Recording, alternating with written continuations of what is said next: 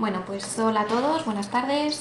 De momento creo que solo estamos tú y yo, Andrés, pero bueno, es una clase que vamos a proceder a grabar y que así podrán ver tus compañeros cuando se conecten en otro horario y así podemos aprovechar esta hora de tutoría. Bueno, vamos a comenzar con el tema número 1 del bloque temático 2, que se llama Lengua y Sociedad.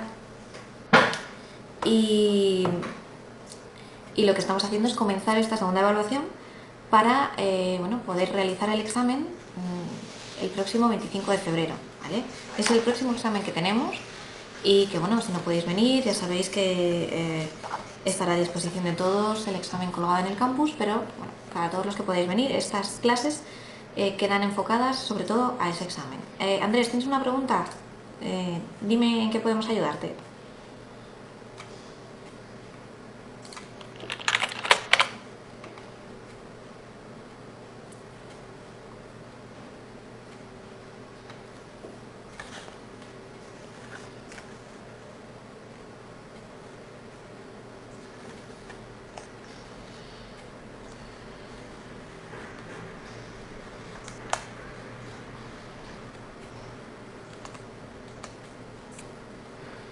Si no tienes ninguna pregunta, Andrés, vamos a comenzar con la clase. ¿Tienes algo que preguntar?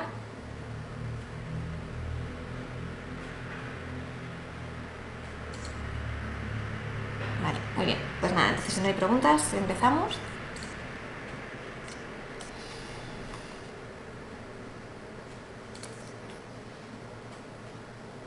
Bueno, como os decía, vamos a comenzar con este bloque número 1, perdón, de esta segunda evaluación, en el que vamos a hablar de las lenguas de España. Sobre todo, como os decía, enfocado hacia el examen y, bueno, si no va a ser ni el examen, hacia la preparación de esta segunda evaluación, para que una vez que acabemos podáis tener un conocimiento muy bueno de esta evaluación y llegar al examen de junio bastante bien preparados. Os recuerdo a todos los que os presentasteis a la segunda evaluación que ya están publicadas las notas, ya podéis verlas. En el caso de lengua, pues ha habido, como habéis visto, aprobados y suspensos, bastantes suspensos, pero es normal, es la primera evaluación y aprovecho esta sesión para comentaros que no pasa nada, todos los que hayáis suspendido, no pasa nada, era la primera evaluación, era la primera vez que os acercabais a este tipo de exámenes, o sea que no hay problema y seguro que os ha servido para aprender y para ver que estudiando pues podéis haberlo sacado. Bueno, pues comenzamos. En este tema vamos a ver diversos puntos, como los que veis en el temario. Primero veremos una introducción que nos va a acercar a lo que es toda la situación de las lenguas en el territorio español y después vamos a ver los conceptos de bilingüismo y diglosia que se ligan y que van unidos a esa pluralidad de lenguas que encontramos en España. Además veremos en qué zonas conviven esas dos lenguas, en qué condiciones y por otro lado la situación actual del español en el mundo, o sea, en qué países se habla, en cuáles es lengua oficial, a qué nivel estamos hablando castellano en el mundo, ¿vale? Luego hablaremos un poquito sobre los ejercicios de autoevaluación que tenemos al final del tema y bueno, pues si tenéis alguna pregunta la hacemos al final y así podemos continuar con la clase, ¿vale? Bueno, pues comenzamos con el tema 1, las lenguas de España. Antes de iniciarlo voy a ver si tenéis alguna pregunta, si tenéis alguna cosa. Vale. No hay nada, muy bien. Bueno, pues entonces vamos a proceder. Muy bien, bueno, vemos una introducción en la que os decía que vamos a hablar del castellano como lengua oficial del Estado español y bueno, como lengua oficial en muchas de las comunidades que tiene nuestro territorio. Bien, como vemos en el primer punto, el castellano es la lengua oficial del Estado desde 1714. Esto sucede porque bueno, Felipe V gana la Guerra de Sucesión y declara como obligatoria, como de uso obligatorio, el castellano como lengua administrativa. En aquel momento quiere decir que no se respetó ninguna de las lenguas que ya estaban coexistiendo con el castellano. Todos los idiomas que ahora sí comprendemos como oficiales, como cooficiales, porque son oficiales en sus comunidades autónomas, como el valenciano, como el gallego y demás, en aquel momento se desestimaron y se dejaron de lado y se impuso como lengua oficial el castellano. Entonces esto generó, imaginaos cuántos problemas, porque evidentemente las personas estaban utilizando para muchísimos trámites administrativos y jurídicos sus lenguas maternas, que en este caso, en el caso como decía, de la Comunidad Valenciana, de Galicia, del País Vasco, eran lenguas que utilizaban a diario y que de repente vieron que tenían que deshacerse de ellas. Después la Constitución española fue la que se encargó de recordarnos que el castellano es la lengua oficial del Estado, en el artículo 3.1, como nos dice el temario, y claro, en ese caso todos los ciudadanos tenemos el deber de conocerla y el derecho a usarla. Pero evidentemente hay otras lenguas que conviven con el castellano o español. Hago antes de continuar una salvedad, un punto y aparte, con la cuestión del español y el castellano. Creo que es de vital importancia que señalemos un poco en qué se cimenta esta dicotomía, en qué se basa, ¿no? En qué diferencias existen entre español y castellano. Bueno, a nivel lingüístico no existe ninguna. A nivel del idioma es el mismo idioma el español que el castellano, solo que ha adquirido diferente nomenclatura porque, dependiendo del ámbito en el que lo utilicemos, es más correcto decir castellano o es más correcto decir español. Es correcto decir castellano cuando estamos en el ámbito internacional. Por ejemplo, si estamos refiriéndonos a una cuestión y estamos refiriéndonos en el ámbito, nacional, lo más correcto es decir castellano. ¿Por qué? Pues porque así damos a entender que conocemos, que sabemos que hay otras lenguas en España que conviven con el castellano y además estamos siendo respetuosos con su existencia, con la existencia de otras lenguas. En el ámbito internacional sí que se habla de español porque se refiere normalmente país y idioma. O sea, normalmente se relaciona España con español, Inglaterra con inglés, ¿vale? Todos los países tienen diferentes dialectos, pero nosotros internacionalmente hablamos de aquel que se asemeja al nombre del país. Si el país es España, pues es correcto decir español. Pero como os decía, en el ámbito nacional, es más correcto decir castellano. Bien, pues vamos a seguir. Después vemos que también, como os decía, en el año 1978 la Constitución española reconoce 3 idiomas regionales, dice el temario, que son el catalán, el euskera y el gallego. El valenciano tendrá su reconocimiento un poquito más adelante, en el año 82, porque en un principio la Constitución no lo recogió, pero después el Estatuto de Autonomía de la Comunidad Valenciana sí que lo recoge, sí que hace referencia a él. Entonces el catalán, euskera y gallego son aquellos que en la Constitución nos indican que son idiomas oficiales en sus respectivas comunidades autónomas. Además, os he puesto ahí en negrita que se remarca que es una herencia cultural que será objeto de respeto y protección especial. O sea que realmente sí que se está protegiendo estas lenguas y no es para nada negativo que se utilicen, todo lo contrario. Lo que tenemos que hacer es respetarlas y si conocemos alguna de ellas y estamos en esas comunidades autónomas, pues podemos utilizarlas perfectamente. El catalán, como os decía, es idioma oficial en Cataluña y también lo es en Baleares. El euskera o vascuence es idioma oficial en País Vasco y el gallego, es idioma oficial evidentemente de Galicia, al igual que el valenciano es de la Comunidad Valenciana. Bien, entonces en estas autonomías vamos a encontrarnos con 2 idiomas diferentes. Estamos anticipando lo que vamos a ver después, todo el tema del bilingüismo y la diglosia.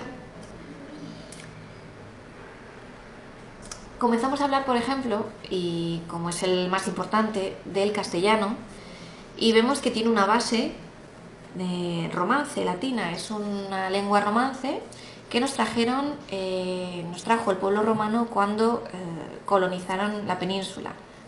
Tal y como se os indica aquí, la invasión comenzó hacia el siglo II y por lo tanto, el pueblo español fue recogiendo y fue aceptando esta lengua latina que, como os indico en estas diapositivas, En un principio se dividió en dos vertientes. Había una vertiente más culta que se utilizaba sobre todo en las escuelas, en la enseñanza, en los textos legales y jurídicos, y había otra versión más vulgar que se usaba de forma oral, ¿no? En el día a día, en el mercado, en las transacciones orales, en fin, en todo el tipo de relaciones que no eran estrictamente oficiales, ¿no? Había estas dos versiones, como os digo, la más culta y la más vulgar o menos culta, pero en cualquier caso, latín, al fin y al cabo. Y bueno, esta particularidad de que el latín fuera la lengua base de nuestro actual castellano también nos lleva a hablar de que hay otras lenguas derivadas del latín, como son el catalán, el gallego y el valenciano, que también forman parte, como hemos visto, de nuestro panorama lingüístico estatal, pero el euskera es una de estas lenguas que sigue siendo oficial en su región, en el País Vasco, y que no proviene del latín. O sea, esta lengua actualmente no se ha descubierto cuál es su procedencia, porque cuando los romanos llegaron ya estaba funcionando el euskera. Este idioma ya estaba funcionando y actualmente se desconoce cuál es el origen y por supuesto cuánto tiempo llevaba utilizándose en la península. Entonces, bueno, es interesante que de cara pues, al examen, y no solamente al examen, sino a vuestra formación y a vuestra curiosidad, pues recordar que todas las lenguas que funcionan en España, que están ahora mismo utilizándose, provienen del latín, menos el euskera, que tiene un origen muchísimo más antiguo y que además, si habéis tenido oportunidad de escuchar a alguien hablando este idioma o escribiendo, demás, es bastante complicado, es muy difícil y a menudo se utiliza de forma oral, sobre todo en las generaciones bueno, pues más jóvenes, digamos, no se llega a aprender del todo, ni siquiera en la versión escrita, o sea, se aprende simplemente y se utiliza muchas veces solamente en la lengua oral porque es muy complicado. Bien, estas lenguas, como vemos, también cuentan a su vez con dialectos o variantes regionales, o sea, por ejemplo, dentro del castellano encontramos que en Andalucía hay varias vertientes. Encontramos una versión más occidental, una más oriental. No se habla de la misma manera en Granada que en Sevilla. O sea, las palabras, los conceptos significan lo mismo, pero es verdad que cambia el acento, se producen diferencias en la prosodia, en la entonación, en la pronunciación de determinadas letras. O sea, hay bastantes, digamos que diferencias en la misma lengua. Eso serían dialectos. ¿Por qué, por ejemplo, como curiosidad, por qué el andaluz, digamos, por llamarlo de alguna manera, no llega a ser un idioma? Pues no llega a ser un idioma porque precisamente lo que os decía, la base del idioma es la misma. Los significados no cambian, las palabras no se modifican en ninguna de las letras, sino que lo que se modifica es cómo se pronuncian, cómo se dicen y cómo se utilizan.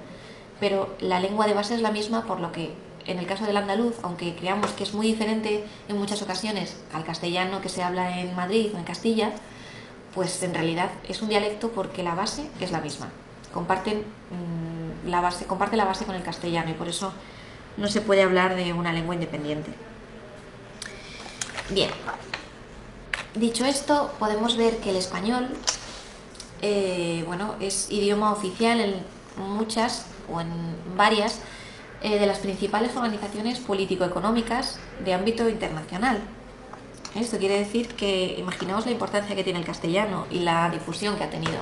Es uno de los idiomas más hablados a nivel mundial. Ahí depende de la fuente que consultemos, depende de dónde veamos los datos, se habla de que somos la segunda lengua, porque claro, estamos hablando del español que se habla en España y del español que se habla en América del Sur y en otros países que ahora veremos. Entonces, imaginaos la cantidad de personas en el mundo, de millones de personas en el mundo que hablan nuestro idioma. A veces se piensa que el inglés, a veces se piensa que el chino, porque tiene una densidad de población enorme y claro, Eso quiere decir que hay mucha gente hablando estos idiomas, pero el castellano también tiene su lugar. Ya os digo, en muchas de las fuentes que podemos consultar actualmente, a día de hoy, el castellano es uno de los primeros.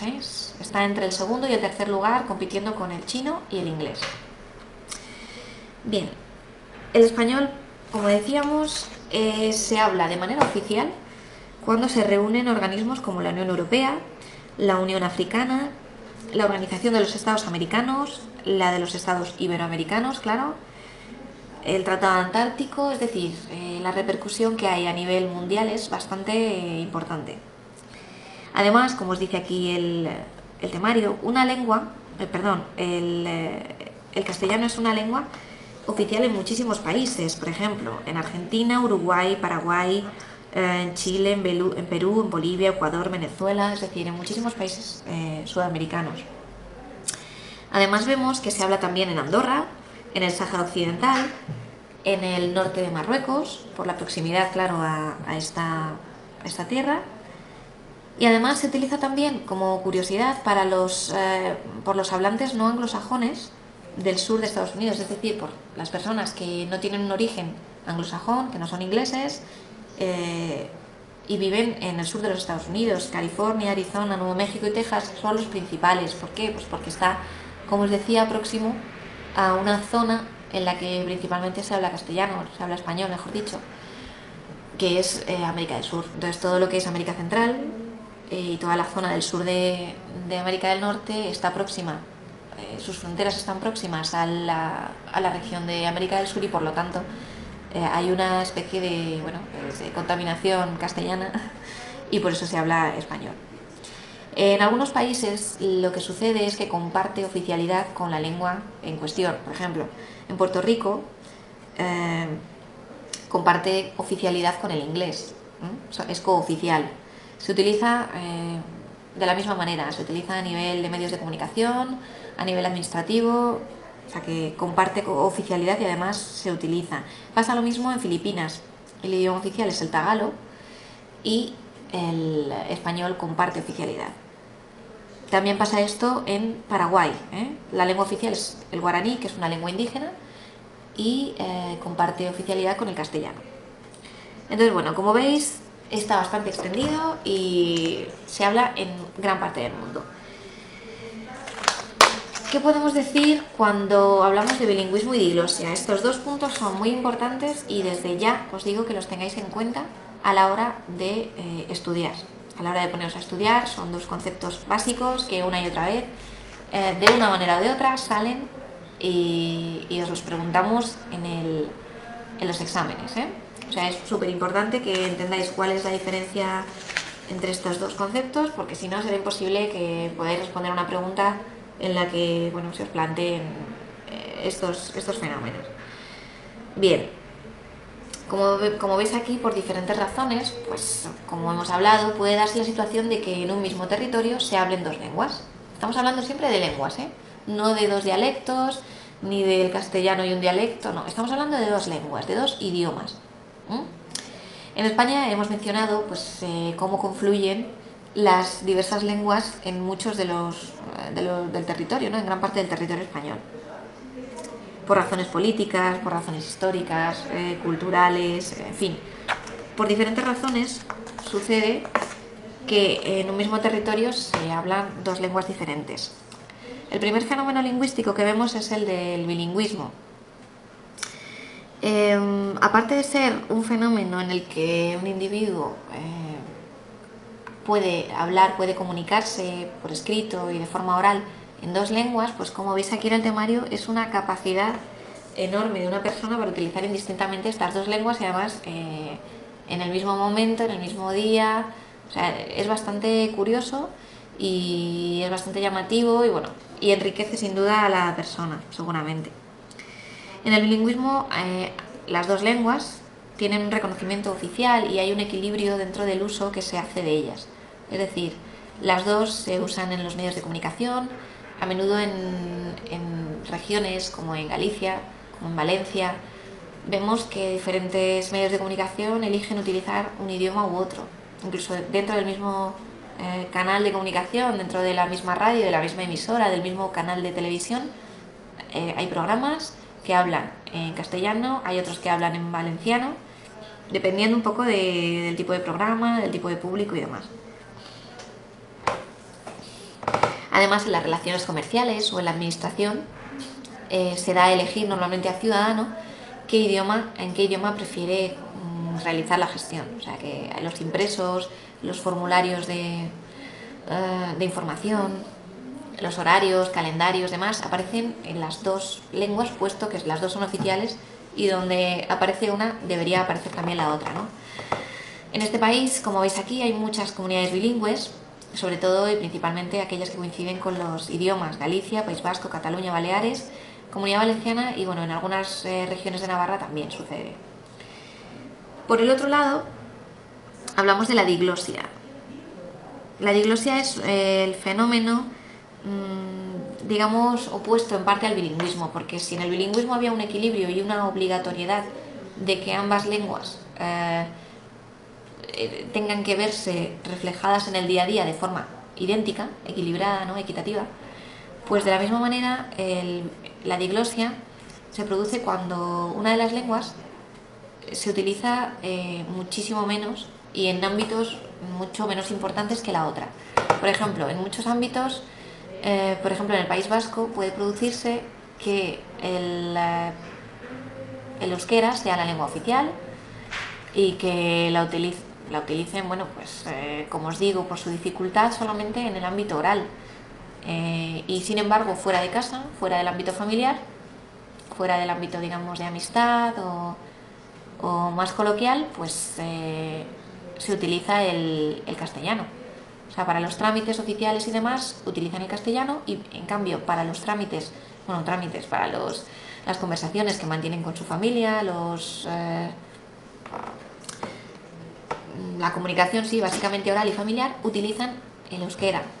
¿Por qué? Pues porque es un idioma que han aprendido de sus mayores, que han aprendido de su familia, es su lengua materna, por llamarlo de alguna manera, y por lo tanto es la que utilizan en casa o con los amigos, de forma oral. Pero de forma escrita, de forma, digamos, más oficial, pues utilizan el castellano. Bien, pues como vemos en un mismo territorio, como dice y como cierra el temario, este apartado dice en un mismo territorio, por lo tanto puede haber más de una lengua oficial, muy bien, y es común en muchos países la convivencia de varias lenguas, ya sea en situación de bilingüismo, ya sea en situación de diglosia. Muy bien, pues vamos a seguir con el siguiente punto. Nos metemos de lleno en las lenguas que ocupan España. Tenemos aquí todas las zonas bilingües: Cataluña, Valencia, Galicia y el País Vasco. Bien, como dice el enunciado, el español es el idioma oficial en todo el país, la lengua materna predominante en casi todas las comunidades autónomas. Bien, algunas tienen lenguas oficiales y el bilingüismo es lo más frecuente. La diglosia, como os digo, en el País Vasco puede darse, pero en el resto de comunidades lo que se da sobre todo es bilingüismo. Se utilizan las dos independientemente. Bien, pues comenzamos por la primera. En Cataluña, que es la primera zona bilingüe que vemos en esta diapositiva, funciona, claro, el catalán. Es una lengua romance, como veíamos, y bueno, pues data de mitades del siglo XII. Vemos aquí que tenemos una foto de las homilías de Organya y es uno de los documentos de carácter literario más antiguos que se conocen en esta lengua. Su lenguaje está entre el latín vulgar y la lengua romance del catalán. ¿Veis? Aquí aparece el latín vulgar del que os hablaba yo antes de hablaros de este apartado. Bien, no solamente se habla en Cataluña, tenemos que recordar que hay que añadir que se habla también en las Islas Baleares y que presenta dos variantes. Vemos que antes hablábamos de los dialectos. Por un lado está el catalán central, que se habla en las provincias de Barcelona, Gerona y en la mitad más oriental de Tarragona, y el noroccidental, que lo encontraremos en Lérida y en la mitad occidental de Tarragona. En las Islas Baleares, por su parte, el catalán es una variedad que presenta rasgos muy diferentes del catalán peninsular. Tiene particularidades bastante alejadas de lo que se habla en Cataluña, pero pasaba lo mismo que os hablaba antes con el andaluz. Como el catalán de Cataluña y el catalán de Baleares comparten la base del idioma, pues no podemos decir que son lenguas diferentes. Tenemos que hablar de que todo ello es catalán, aunque a lo mejor nos suene un poco raro que en Baleares se hable catalán, ¿no? Bien, el catalán se habla también en algunas zonas de Aragón y Murcia, y fuera de España se habla en la zona francesa del Rosellón, Principado de Andorra y en Cerdeña. Bien, la segunda zona bilingüe que vemos es Valencia. El valenciano se habla en la Comunidad Valenciana y se trata de una variedad dialéctica del catalán occidental. ¿Qué ha sucedido? Pues que en un principio lo que era una lengua fue diferenciándose y acabó teniendo acabó variando en lo más profundo de su base, y por lo tanto se constituyó en idioma. En principio era un dialecto del catalán y después se constituyó como idioma, y nosotros, claro, tenemos que hablar de él como un idioma, evidentemente. Vemos aquí que está el Estatuto de la Comunidad Valenciana, y que dice que las provincias de Alicante, Castellón y Valencia, que forman esta comunidad, las dos lenguas oficiales de la comunidad son el valenciano y el castellano. Todos los que allí estén y residan y acudan tienen el derecho de conocerlas y usarlas, ¿no? Bien, vemos aquí que en los dos casos, tanto en el del catalán como en el del valenciano, teníamos un pequeño poema de dos de sus poetas contemporáneos, O sea que podéis leerlos y así ver un poco cómo son estas lenguas. Bien, la tercera zona bilingüe de España es Galicia, donde el gallego, o gallego-portugués, se origina en Galicia, en esta tierra, a principios de la Edad Media. Fue llevado a Portugal porque, bueno, allí estuvieron la reconquista cristiana, y por lo tanto el origen se aproxima más o menos a la fecha en la que se originó también el catalán, al siglo XII. En la segunda mitad del siglo XIV se divide en gallego por un lado y portugués por otro, ¿no? Hay diversas razones, como os podéis imaginar, de carácter político sobre todo, en las que se divide el territorio, y se divide también la manera en la que se habla en cada parte de este territorio. Se convierte en lengua cooficial de Galicia en el 81, y se habla también en Asturias y en Castilla y León, ¿no? Dependiendo de la proximidad. Como os decía antes, según es la proximidad a esta tierra, pues puede que haya una especie de contaminación lingüística de gallego hacia la zona de Asturias y hacia ciertas zonas de Castilla y León. En este caso, si veíamos que antes el catalán presentaba dos vertientes, Baleares y Cataluña, ahora presenta el gallego tres bloques diferentes, que son el occidental, el central y el oriental. Bien, igualmente antes el catalán central nos hablaba de una serie de provincias y el noroccidental de otras, ¿no? Pues aquí vemos que tenemos tres. No os las desglosamos porque tampoco es una diferenciación demasiado llamativa, sino que, bueno, os lo planteamos a manera, o sea, para que simplemente tengáis conocimiento de ello, pero no es un tema en el que ahora nos vayamos a parar. Con lo cual, con que sepáis estos pequeños datos que yo os estoy dando, más que suficiente. El cuarto idioma del que vamos a hablar es el euskera, vasco o vascuence, que tenemos aquí en el punto 134. Como vemos, es la lengua oficial de las provincias vascas desde el 82, la misma fecha que el valenciano. Y se habla también en parte de Navarra, en el País Vasco francés, en la Bort, en Baja Navarra y en Sola, ¿vale? El euskera es una lengua muy, muy antigua, tanto que ni siquiera conocemos cuál es su origen, y que existía ya, como pone aquí, cuando llegaron aquí los romanos a la península. Actualmente, como os comentaba antes, los lingüistas no han sabido reconocer el origen exacto de esta lengua. Se barajan diversas hipótesis. Por un lado, se ha indicado que la lengua de los antepasados vascos fue introducida en Europa por inmigrantes que venían desde Asia Menor, a principios de la Edad de Bronce, o sea, estamos hablando de aproximadamente el año 2000 a.C. Imaginaos cómo, a qué años se remontan, y de ahí la dificultad de identificar el origen, Es prácticamente imposible. Las lenguas vasca y castellana iniciaron juntas el curso de la historia, ya que el primer texto castellano que se conserva es un códice emilianense que está escrito en castellano y en vasco. Para los que seáis nuevos en esto del estudio y para los que hayáis dejado de estudiar hace mucho tiempo y retoméis ahora los libros, las glosas emilianenses o silenses, del carácter que sean, son las pequeñas anotaciones que realizaban los monjes en varias lenguas en los márgenes de algunos de los pasajes de los códices que traducían. La intención era aclarar lo que significaban los pasajes del texto latino. O sea, digamos que el texto latín estaba en latín, claro. Entonces, a la hora de trabajar con él y de realizar diversas gestiones, los monjes encontraban interesante anotar al margen los significados de las palabras que encontraban pues, más curiosas o que planteaban algún problema. Dentro de las variantes o los dialectos, algunos estudiosos de la lengua nos señalan la existencia de hasta 7 lenguas vascas diferentes. Para, un poco poner en común todo lo estudiado de esta lengua, se creó en el siglo XX, a principios, la Real Academia de la Lengua Vasca. Y, se adoptó o se constituyó una gramática estándar, una ortografía y un uso de la gramática vasca que llamaron batúa. Así digamos que podían ponerse de acuerdo un poco entre todos estos vocablos, diferentes usos, diferentes declinaciones, diferentes terminaciones, en fin. Y se creó el batúa. Bien, hay otras lenguas españolas, como dice el punto 1, 3.5, y nos recuerda el temario que en el artículo 3.3 de la Constitución nos habla de que hay que proteger y hay que, como os decía antes, respetar estas lenguas. Todas las que hemos tenido en cuenta ahora y de las que hemos estado hablando.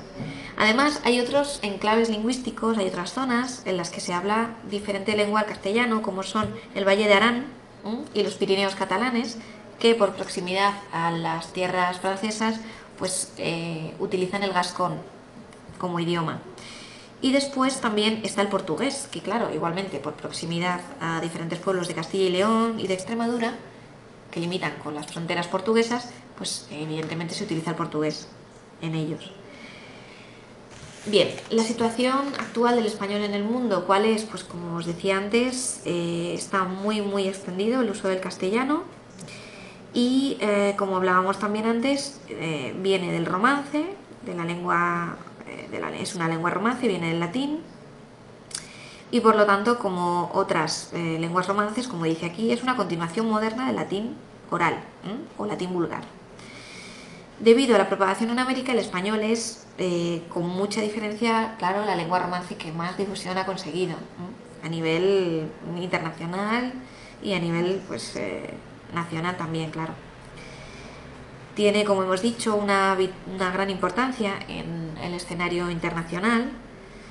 Y además está muy presente en la web, en internet, y eso sin duda es una garantía de difusión y una garantía de uso en el resto del mundo.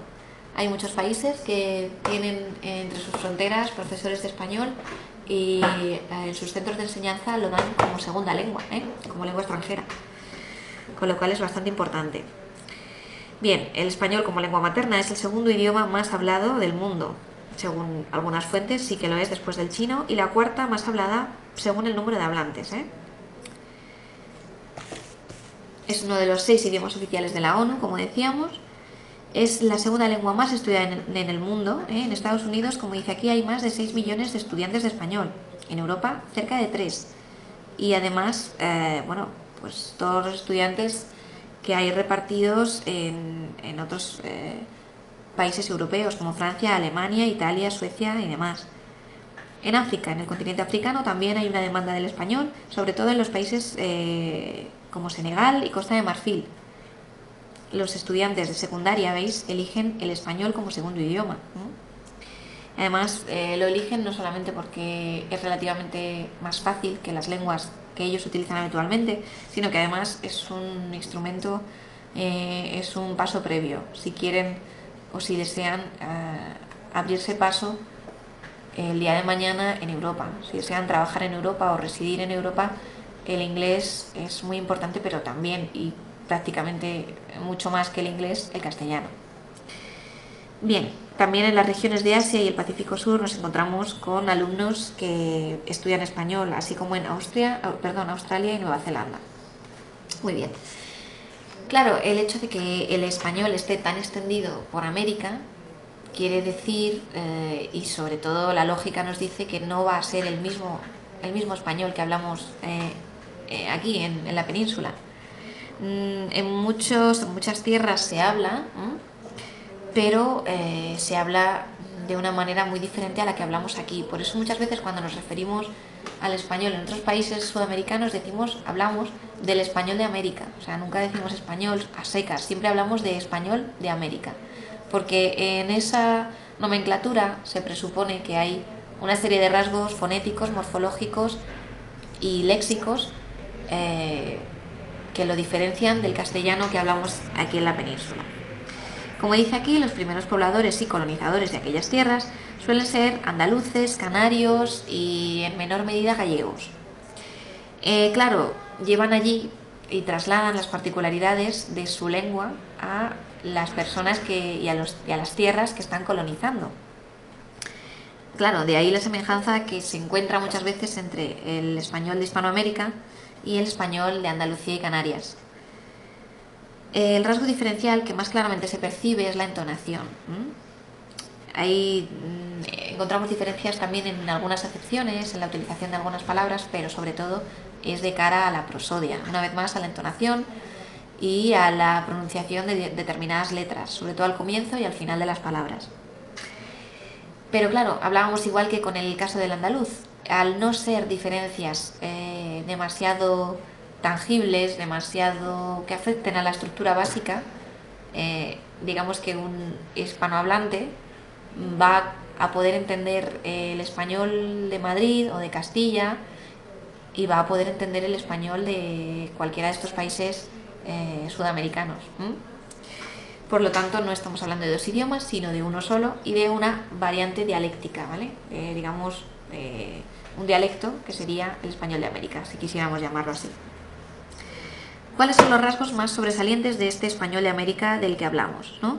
Pues aquí los tenemos, sobre todo el seseo y el yeísmo. El seseo y el yeísmo, que antes se corregían o se tomaban como una pronunciación vulgar o tenían connotaciones negativas, pues resulta que fueron reconocidos a mediados del siglo XX por los congresos de las academias americanas.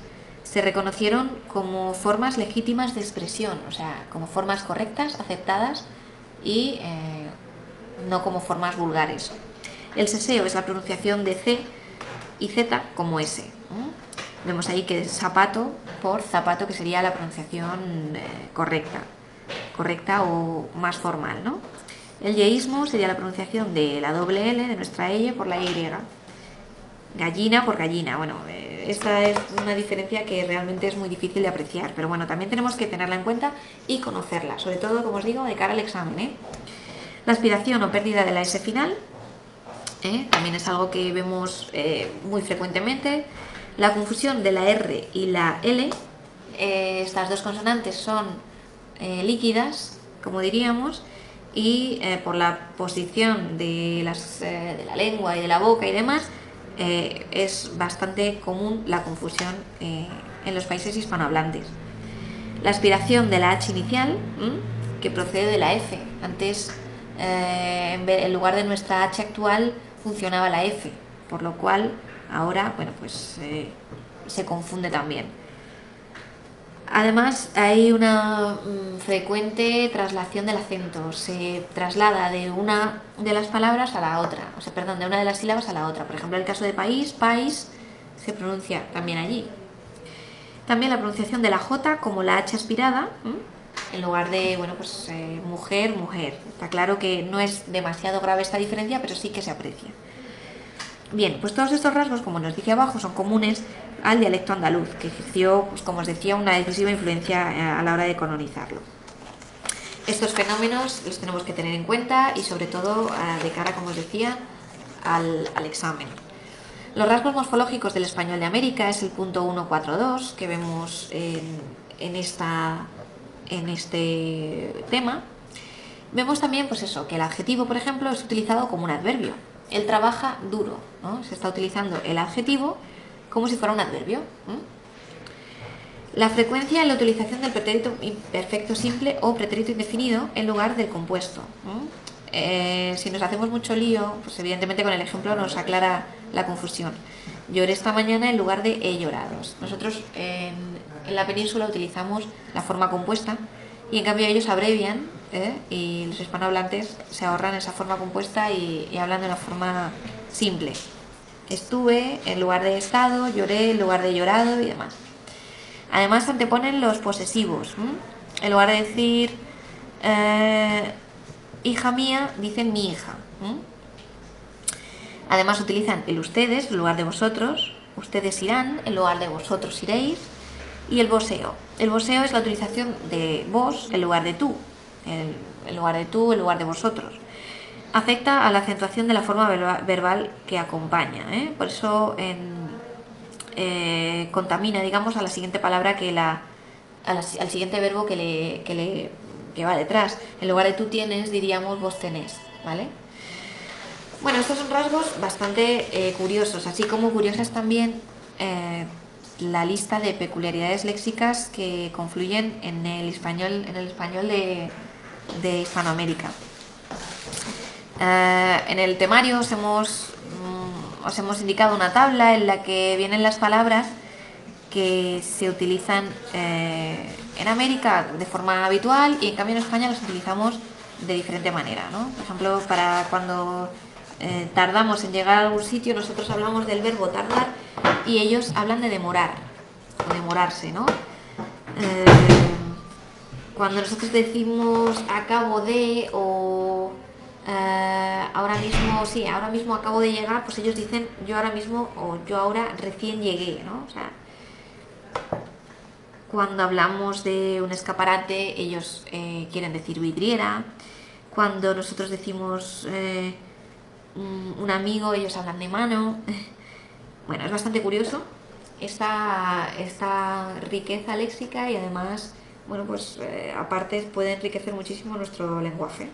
Es evidente que aquí en España se utiliza de una manera y allí en Sudamérica se utiliza de otra. Y bueno, pues desde los dos lados nos chocará, tanto a los que hablamos un español más peninsular como a los que habláis o hablan un español más hispano, digamos, pues nos choca por ambos lados. Además, muchos de vosotros provenís de países de Sudamérica y por lo tanto veréis que hay bastantes diferencias cuando nos expresamos, ¿no? Pero bueno, sin más, son diferencias que no impiden que exista la comunicación y que además, como os digo, pueden enriquecer desde los dos lados, ¿no? Como curiosidades, pues tenemos aquí que si llamamos por teléfono, cuando descuelguen se oirá bueno. Cuando los estudiantes en Argentina hacen exámenes, lo que hacen en realidad es tomar exámenes. Bueno, en fin, hay un sinfín de curiosidades que seguramente vosotros podáis aportar y que vosotros podáis recordar, porque muchos, ya os digo, muchos de vosotros provenís de estos países y las veis a diario. Bien, pues sin más hemos terminado con el tema. Yo colgaré estas diapositivas en el campus para que podáis tenerlas presentes y por lo tanto, bueno, pues tengáis un apoyo más para estudiar. Pero bueno, habéis visto que os he remarcado en negrita todo lo que es lo más importante, lo que tenéis que centrar el estudio, y lo que sí me gustaría es que pudierais enviarme todos los consultas que tengáis, todos los problemas que os surjan, incluso todos esos esquemas que hagáis, los podéis enviar también al centro a través del campus y así pues podremos ponerlos en común y podré comentaros si están bien, si son correctos, si no, en fin. Vamos a comentar antes de irnos cuál es la importancia que tienen los ejercicios de autoevaluación. Vemos que hay una serie de preguntas y que al final tenemos las respuestas. Bien, pues de lo que se trata sobre todo es de que los realicéis sin mirar el temario, ni siquiera sin tener delante un esquema, o sea, como si estuvierais aquí en el centro haciendo un examen. Así podréis probar si realmente habéis comprendido, si realmente tenéis memorizados los conceptos y podréis tener, bueno, pues una idea aproximada de lo que va a ser el examen aquí. Nosotros cuando confeccionamos el examen nos basamos tanto en estos ejercicios como en los cuadernos rojos. Por lo tanto, bueno, pues es de bastante utilidad que los realicéis y que nos los enviéis. Los cuadernos rojos, los de autoevaluación, como sabéis, vienen las respuestas atrás, en la parte, bueno, en este caso en la mitad inferior, porque es bastante. Y bueno, pues simplemente recordaros que podéis encontrarnos en nuestro horario de tutorías que tenéis colgado en el campus y que estaremos encantados de ayudaros en todo lo que podamos. Sin más, me despido de vosotros y bueno, veo que no hay ninguna pregunta y por lo tanto podemos dar por finalizado la hora de tutoría. Espero que estudiéis mucho y que cualquier cosita que necesitéis nos la pidáis, ¿de acuerdo? Bueno, muchas gracias.